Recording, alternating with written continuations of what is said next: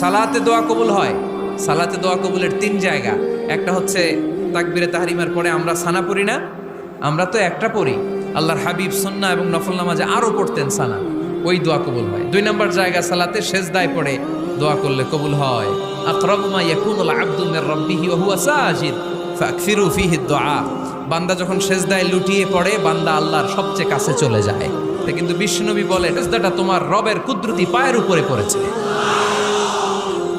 সেজদায় পড়ে দোয়া করেন। সালাম ফিরানোর আগে বিশ্বনবী দোয়া করতেন, লা ইউসাল্লিমান্না আহাদুকুম হাত্তা ইয়াতাআওয়াযা মিন আরবা'a।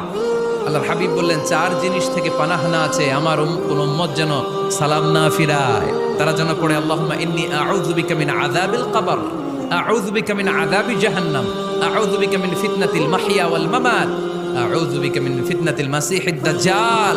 আল্লাহ কবরের আযাব থেকে বাঁচাও, আল্লাহ জাহান্নামের আগুন থেকে বাঁচাও, আল্লাহ জীবন মরণ